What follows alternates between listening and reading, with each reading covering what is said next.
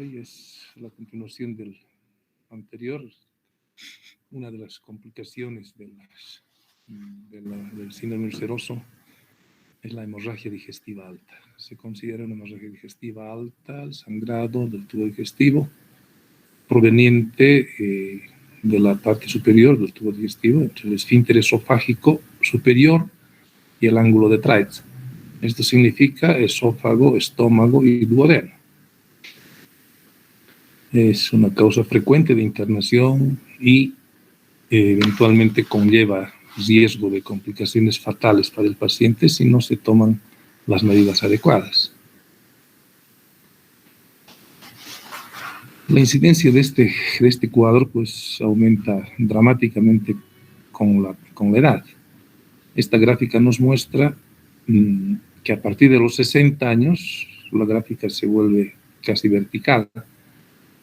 Entonces, eso nos muestra que hay un grupo etario que es más susceptible a este tipo de complicaciones. Y como vemos, la incidencia es un poco mayor en varones que en mujeres.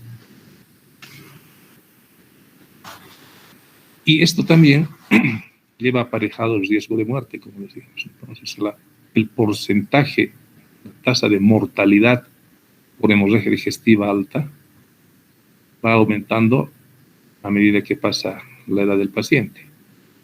Nuevamente, después de los 60 años, se ve un incremento notable y a partir de los 80 la mortalidad sube a más de 20%.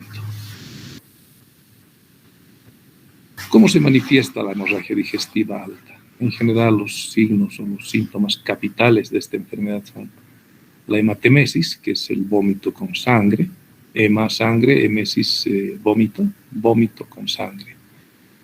Pero no es Muchos pacientes vienen a la consulta indicando que han vomitado sangre y cuando se les pregunta cuánto de sangre ha vomitado, les dicen, sí, unas gotas. Probablemente ese es un sangrado proveniente de faringe o de fosas nasales que han eliminado. No se considera una hemorragia digestiva alta. Hematemesis es un vómito franco de material sanguinolento.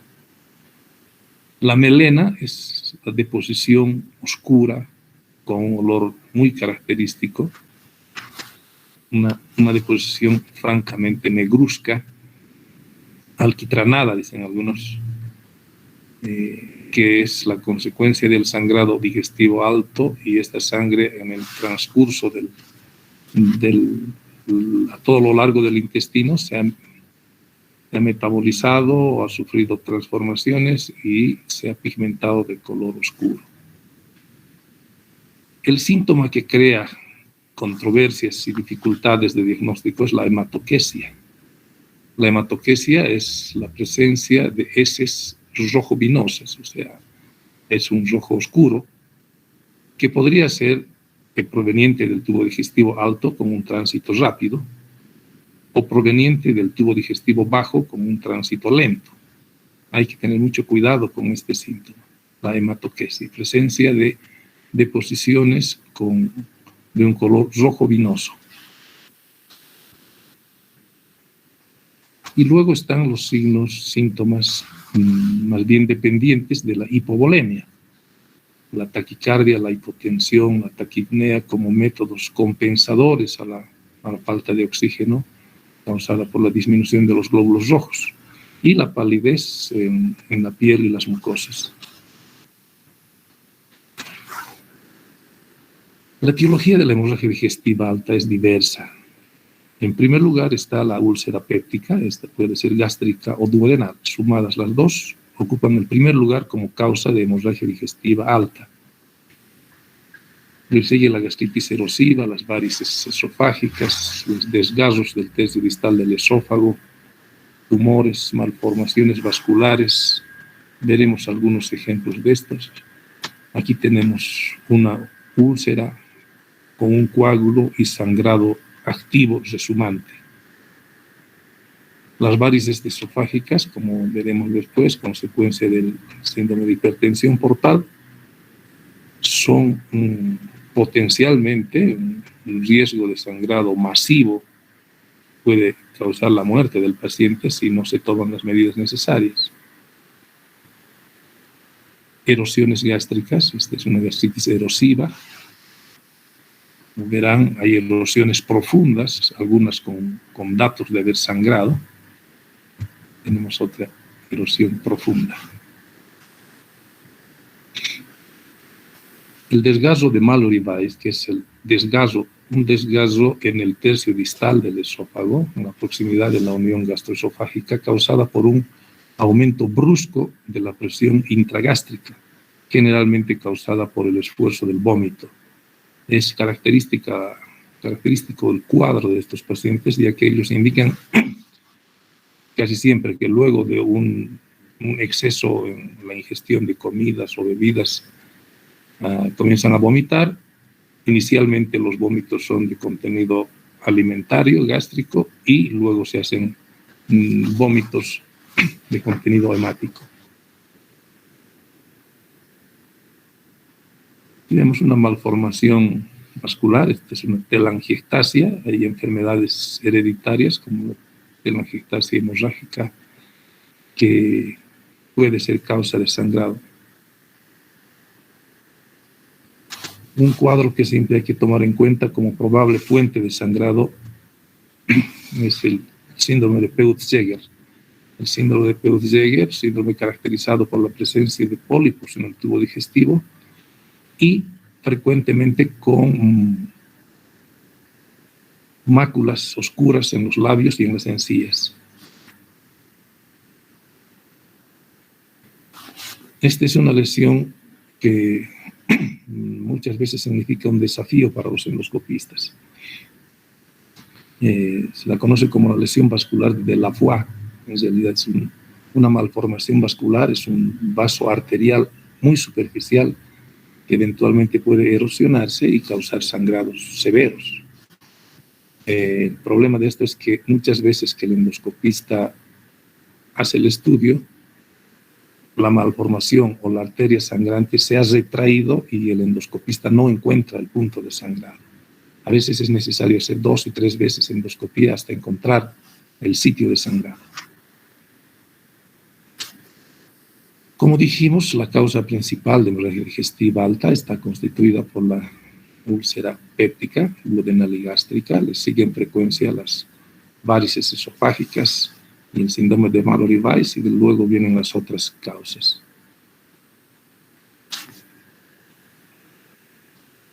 Hay que tomar en cuenta que en la evolución de la hemorragia digestiva alta, la mayoría de las hemorragias ceden espontáneamente. Entre 80 y 90% de las veces el sangrado cesa espontáneamente. Puede ser temporal o puede ser definitivo. Sin embargo, un 10 a 20% continúa sangrando y necesita de algún procedimiento terapéutico. 75% de las veces el sangrado no recurre, pero existe un 25% de recurrencia que puede desestabilizar al paciente. Entonces es importante primero determinar la actividad de la hemorragia. ¿Está el paciente sangrando? ¿Ha dejado de sangrar? ¿Es una hemorragia activa?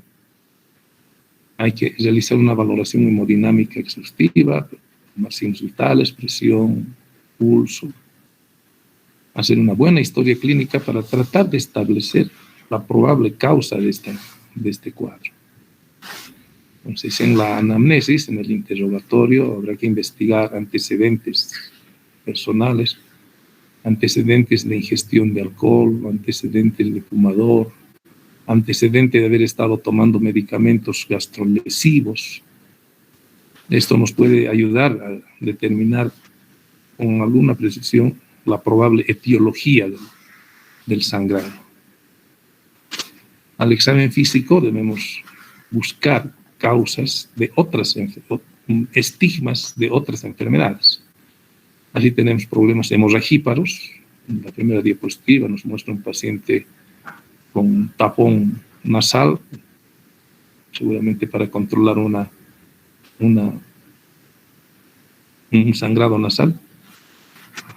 La diapositiva del medio, un paciente con datos francos de una hepatopatía, coloración amarillenta, ictericia de de escleras,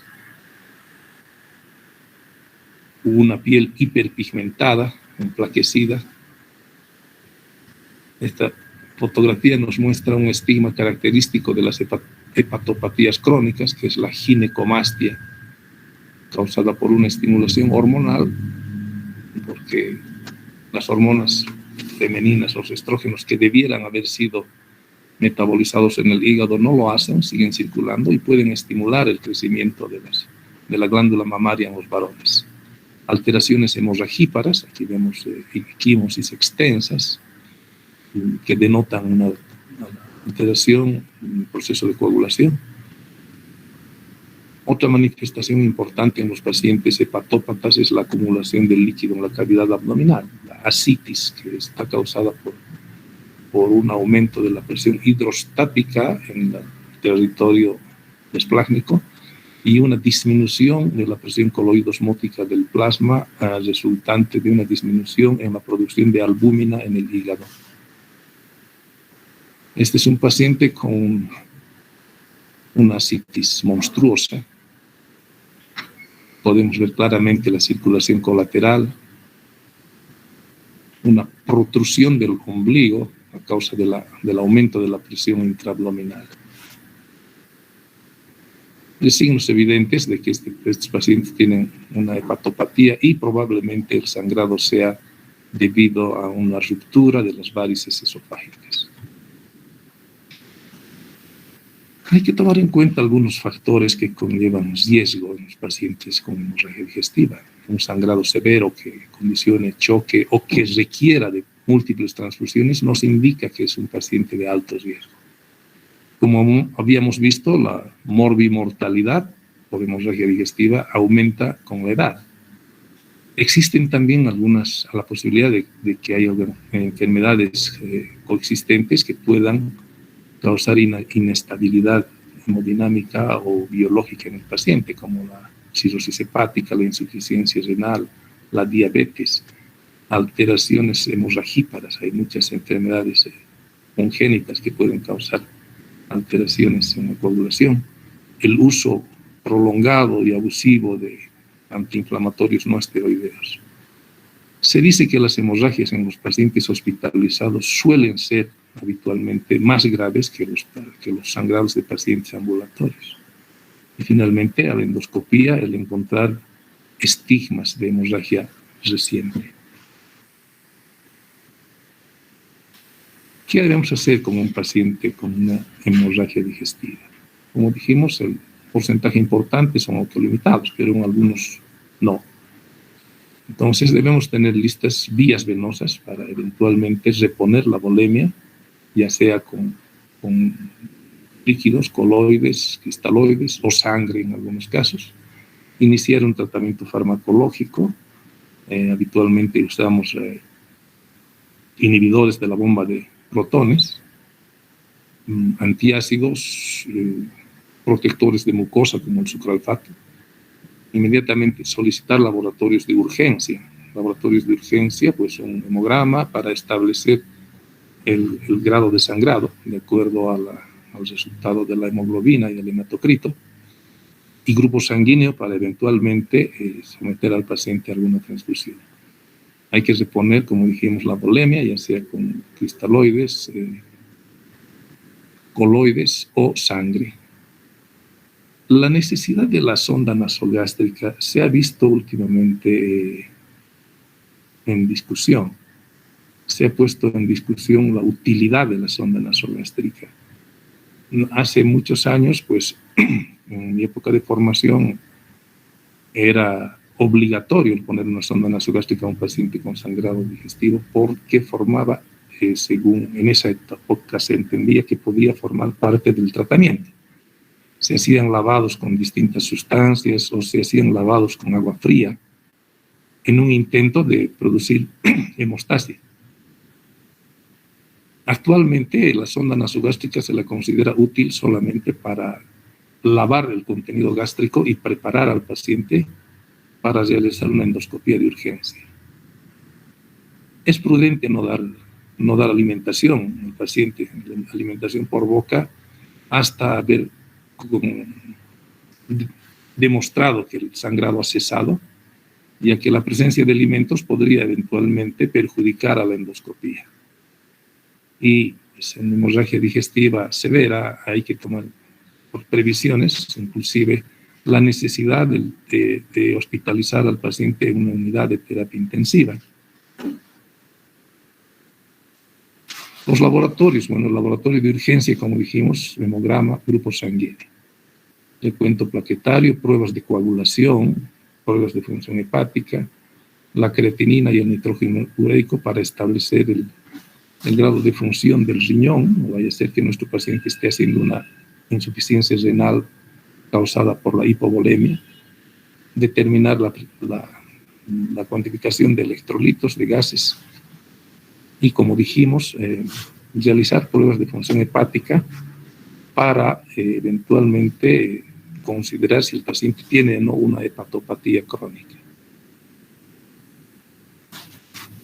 Entonces, el objetivo inmediato es resucitar al paciente, ¿no? Mediante, como dijimos, reposición de la volemia, controlar el sangrado si este fuese activo y evitar que resangre.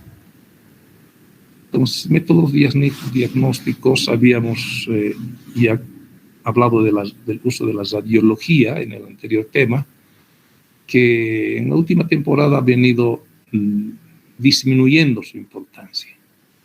En algún momento la radiología ha ocupado un lugar importante de los pasos diagnósticos de la enfermedad ulcerosa, ya que, como vemos, es posible visualizar nichos ulcerosos, evidenciar presencia de lesiones ocupantes como tumores que se manifiestan como áreas de falta de llenado de contraste, o tumores en los bordes del estómago con nichos o con depósitos de bario que sugieren la posibilidad de un tumor ulcerado. La angiografía es un método diagnóstico muy eficaz, ya que permite localizar con exactitud el punto de sangrado. La debilidad de este procedimiento es que, primero, no es accesible en todos los centros, requiere de personal altamente entrenado en estos procedimientos y además requiere que exista un sangrado mínimo constante, de manera que pueda evidenciarse el sitio exacto del sangrado.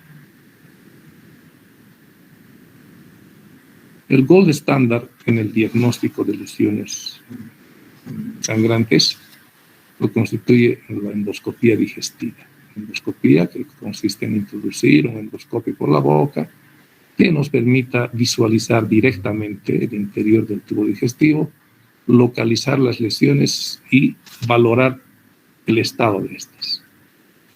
Entonces permite un diagnóstico etiológico en la gran mayoría de los casos. Como verán, no en el 100% de los casos. Les había dicho que existen algunas lesiones que pueden escapar al estudio endoscópico en una primera instancia. Entonces, a veces es necesario repetir 1, 2, 3 veces hasta determinar el sitio exacto. Y aún así, muchas veces se han encontrado casos en los que no ha sido posible identificar el sitio de sangrado. Además de localizar el sitio de sangrado y determinar las características de la lesión, permite establecer un pronóstico. Dirá si este paciente va a seguir sangrando, si ha parado y puede volver a sangrar. Y lo más importante es que posibilita realizar tratamientos mediante el uso de varios dispositivos, como vamos a ver posteriormente.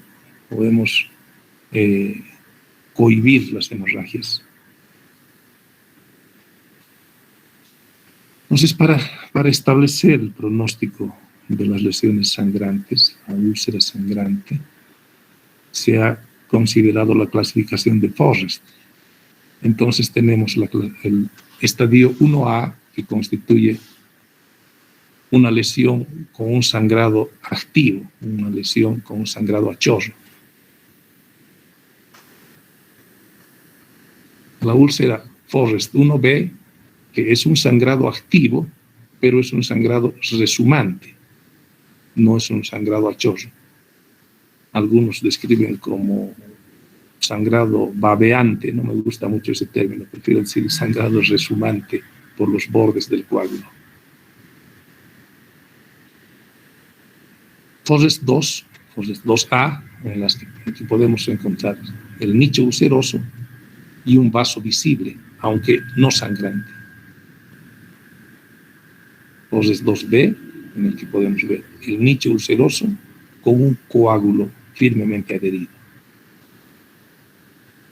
Foses 2C, en los que podemos apreciar manchas oscuras que denotan que este paciente tuvo un sangrado pero que ya cesó. Finalmente, la úlcera Foses 3, en la que vemos un nicho ulceroso cubierto de fibrina limpia, ya sin datos de sangrado. ¿Y para qué sirve esta clasificación?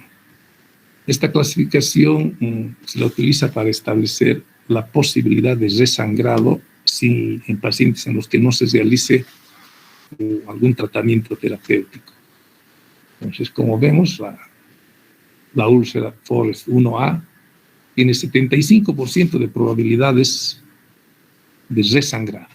Y así pues van disminuyendo hasta llegar a la Foses 3, que tiene un muy bajo porcentaje de probabilidades de resangrado. Entonces, esto nos permite inclusive determinar si el paciente requiere hospitalización. En este caso habrá que pensar inclusive la posibilidad de terapia intensiva a partir de la úlcera 2B, 2C. Probablemente el paciente sea de manejo ambulatorio, ya que la posibilidad de desangrado es mucho menor. ¿Qué sistemas tenemos para tratar la hemorragia digestiva alta? Entonces, endoscópicamente hay métodos de inyección, hay métodos térmicos, métodos mecánicos, métodos combinados. Entre los métodos de inyección tenemos la inyección de sustancias esclerosantes a través de un catéter que está unido a una jeringa, tiene una aguja retráctil,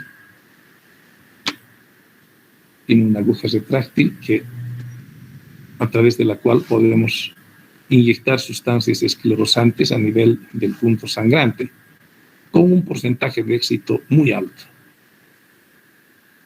Aquí tenemos algunos ejemplos. Un sitio sangrante, resumante. La inyección es de hacer notar que existen varias sustancias que pueden ser utilizadas como esclerosantes. En nuestro medio, la sustancia más utilizada es adrenalina diluida, 1 en 10.000, que tiene dos efectos. Tiene un efecto vasoconstrictor y tiene un efecto de abón, de compresión por presencia y por volumen. Tenemos aquí una lesión sangrante en la unión gastroesofágica, probablemente un desgarro de Mallory-Weiss. Y luego de la inyección, vemos que se ha obtenido un cese completo del sangrado. Los métodos térmicos utilizan la electricidad, utilizan corriente eléctrica como fuente para producir un cambio de energía eléctrica a energía térmica. Está basado en el mismo principio que la soldadura de arco.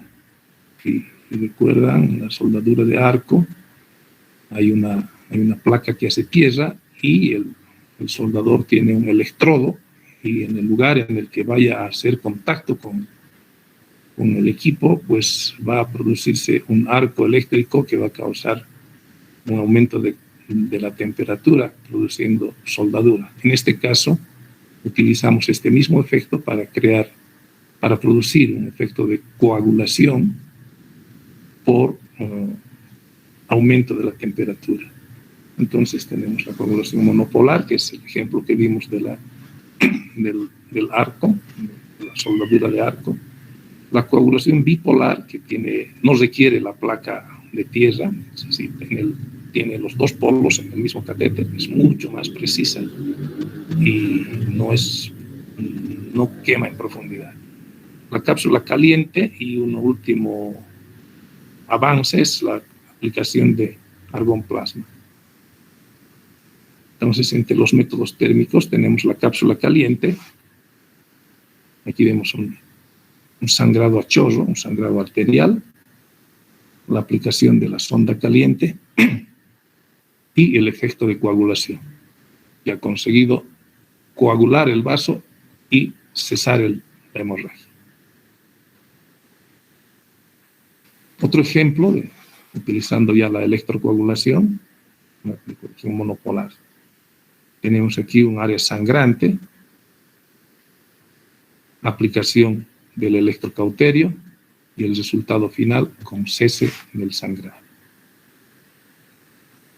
En ocasiones es necesario combinar los procedimientos. Este es un paciente anecdótico, ya que inicialmente le hicimos una infiltración en la lesión sangrante, consiguiendo parar la hemorragia. Sin embargo, a los 2 días regresó el sangrado, recurrió, y fue necesario entonces realizar una infiltración y seguidamente una electrocoagulación, consiguiendo aparentemente controlar el sangrado, temporalmente, como vamos a ver después. Otra técnica que es muy útil es la coagulación con plasma de argón. Es una técnica que transmite la electricidad, en realidad, a través de un catéter. Esta electricidad no está transmitida por un medio metálico, como en el caso de la electrocoagulación, sino la electricidad está transmitida por un haz de gas argón, que es un gas inerte, atóxico. Tiene la ventaja de que no necesita entrar en contacto con la lesión sangrante. La aplicación se la hace a unos milímetros, entre 2 o 3 milímetros, y tiene un efecto de coagulación que es muy satisfactorio. Este es el equipo, el generador, el electrocauterio y el generador de gas. Este era un video, pero creo que no está habilitado para funcionar, así que nos pasamos. Este es el mismo paciente que les comenté, que inicialmente se le hizo una infiltración, luego fue necesario hacerle una infiltración y electrocoagulación. 2 días después recidivó el sangrado y nuevamente vemos la misma lesión con sangrado resumante. Esta vez hicimos aplicación de argón plasma, logrando la coagulación de toda la superficie sangrante. Afortunadamente, luego de este procedimiento, ya el paciente no regresó. Aparentemente cesó el sangrado definitivamente. Otras técnicas son los métodos mecánicos. Tenemos varios sistemas, los endoloops, los clips y la endoligadura. Este es un sistema, el endoloop, que consiste en un anillo metálico que es controlado desde la parte proximal del mango del endoscopio.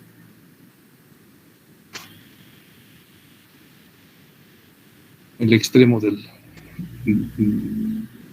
catéter se une al lazo este es el lazo del loop. Y aquí vemos cómo funciona esto, ¿no? Aquí tenemos una lesión sangrante, la misma lesión enlazada con el loop, y luego de una presión desde el mango podemos liberar el asa, dejando una ligadura que permite controlar el sangrado. Otro ejemplo, en este caso han utilizado el endoloop para realizar una polipectomía con mayor seguridad. Este es un pólipo pediculado al que se le ha aplicado el loop y se ha procedido a la sección del pólipo, evitando el riesgo o la posibilidad de que el pedículo pueda sangrar. Los hemoclips son otros dispositivos muy interesantes, muy prácticos. Aquí vemos una lesión sangrante y luego de la aplicación de clips, el cese de la hemorragia. Estos son los sets de hemoclips. Existen de dos clases. Existen clips, sistemas de endoclip recargable. Son clips que uno puede unir al extremo distal de este catéter. Y los existen también descartables para un solo disparo. La ventaja del set de un disparo es que se ahorra mucho en tiempo, pero la desventaja es el costo, ¿no? Que una vez clipado, el catéter se desecha completamente. Este es un ejemplo de cómo se enlaza el clip al sistema disparador del catéter. Algunos ejemplos, aquí vemos una lesión, un desgarro sangrante, la aplicación, la aproximación con el clip, la presión, la liberación del clip. Y tiene la ventaja, como dijimos, que es posible aplicar varios clips hasta conseguir controlar el sangrado. Otro ejemplo, una lesión sangrante, la aplicación del clip y el cese del sangrado. Otro dispositivo que se ha puesto a la venta no hace mucho tiempo es el Hemospray. Es un sistema que impulsa unos cristales que absorben el agua y crean un material adhesivo y que son impelidos a través del catéter en forma de spray sobre la lesión sangrante.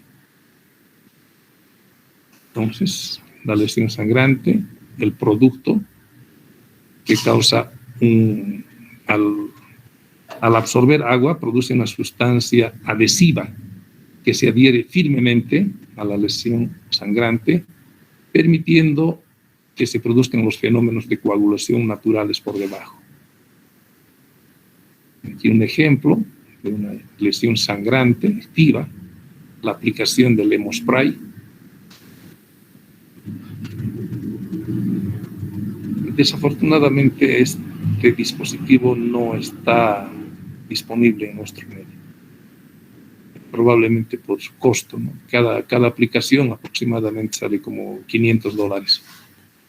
Entonces, otro ejemplo de lesión sangrante. Una de las ventajas es que, como decíamos, no necesita contacto directo con la lesión. Puede inclusive ser aplicado a ciegas, sin determinar el sitio exacto del punto de sangrado. Se crea la capa protectora, la barrera protectora, y que va a favorecer los procesos de coagulación normales del paciente. Un punto importante como causa de hemorragia digestiva es la ruptura de las varices esofágicas. Esta es una imagen, digamos, terrorífica, ¿no? Tenemos paquetes varicosos prominentes, además con puntos premonitorios de sangrado. Aquí tenemos ya una imagen en la que sí hay una varice que se ha desgarrado y está causando un sangrado activo. Repasando un poco la anatomía y la fisiología de esta región. La vena porta, como sabemos, está conformada por la unión de la vena mesentérica superior, la vena mesentérica inferior y la vena esplénica. Tiene algunas otras tributarias más, como la gástrica izquierda. Pero la fuente más importante son la mesentérica superior, la mesentérica inferior y la vena esplénica. Como verán, estas venas recogen la sangre de prácticamente todo el tubo digestivo, a objeto de que luego de la absorción de los materiales nutritivos, estos sean transportados al hígado. En el hígado se producen fenómenos metabólicos, transformación y depuración de muchas sustancias para luego ser liberados hacia la circulación general. Entonces, la obstrucción a nivel prehepático, intrahepático o posthepático de esta circulación va a condicionar que la sangre trate de buscar otros caminos. Entonces aquí tenemos una obstrucción sinusoidal, la sangre ha refluido, digamos, hacia el vaso, del vaso a través del sistema de vasos cortos, ha derivado hacia las venas esofágicas, que normalmente no se las ve, y han condicionado un aumento del calibre de estas venas, condicionando la aparición de las varices esofágicas. Y luego, mediante derivaciones hacia la vena ácigos, regresan hacia la circulación general. Entonces, como vemos, el aumento de la presión a este nivel puede condicionar varices esofágicas o para abajo puede condicionar hemorroides. Endoscópicamente existen algunos signos premonitorios de sangrado. Aquí vemos un punto oscuro. Aquí vemos una especie de vaso visible.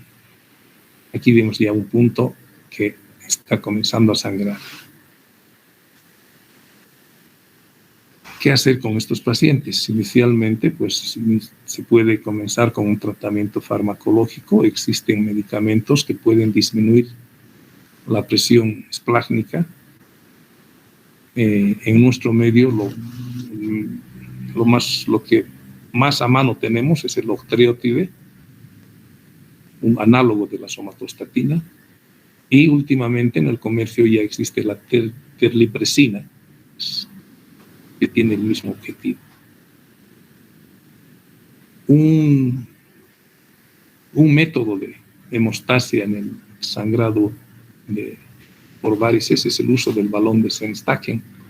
Este es un método de urgencia, considerado nada más que como método puente hasta estabilizar el paciente y poder ser llevado a otro tipo de terapias. El tratamiento endoscópico, como vamos a ver, y finalmente la aplicación de shunts portosistémicos que no se hace en nuestro medio. Este es un gráfico que nos muestra la aplicación de la sonda de Sengstaken. Es una sonda de triple lumen que tiene un balón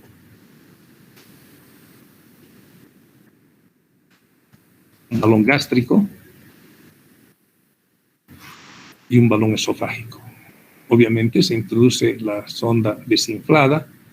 Una vez que llegamos al estómago, se insufla primero el balón gástrico, se estira la sonda hasta que el balón haga presión a nivel cardial y posteriormente se insufla el balón esofágico.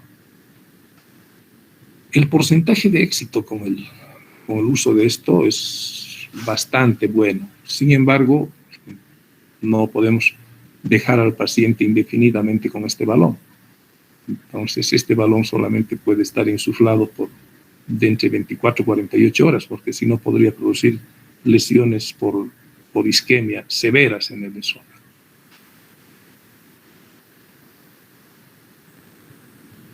Entonces tenemos las otras técnicas, la escleroterapia, que es muy parecida a la que habíamos descrito, y la endoligadura. La esclerosis de varices mediante el uso de estas agujas, que consiste en la introducción de sustancias esclerosantes. Hay muchas en el comercio, ruato de sodio.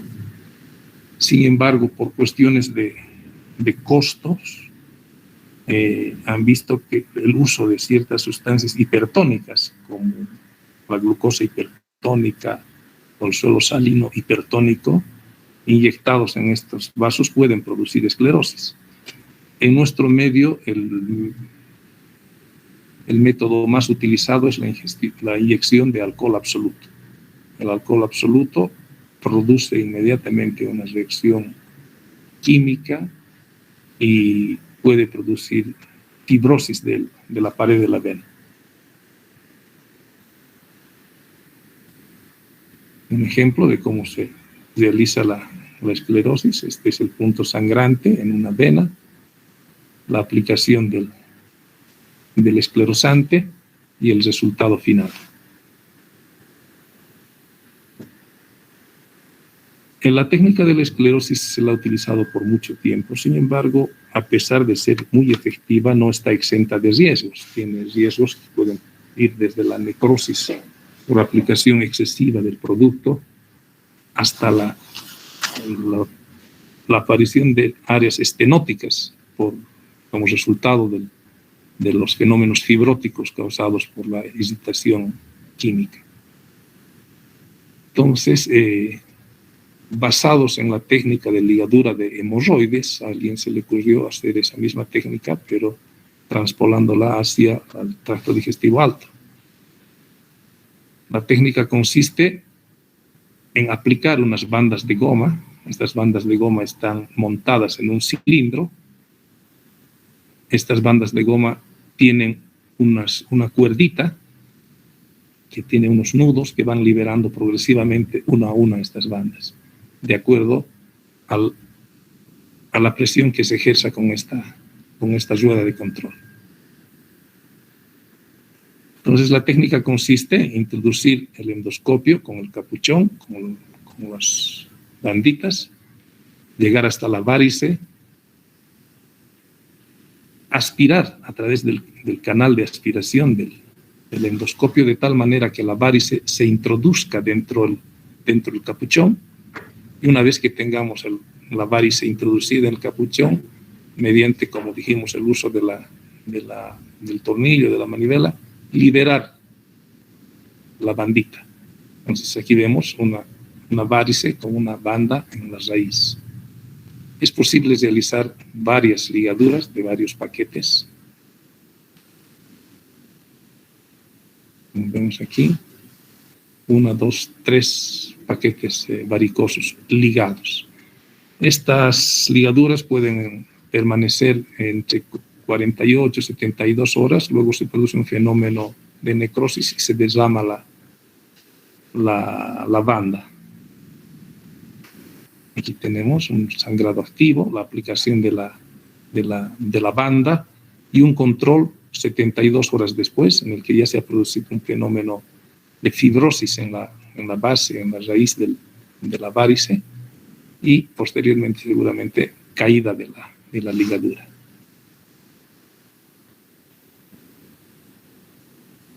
Bueno, creo que eso es todo.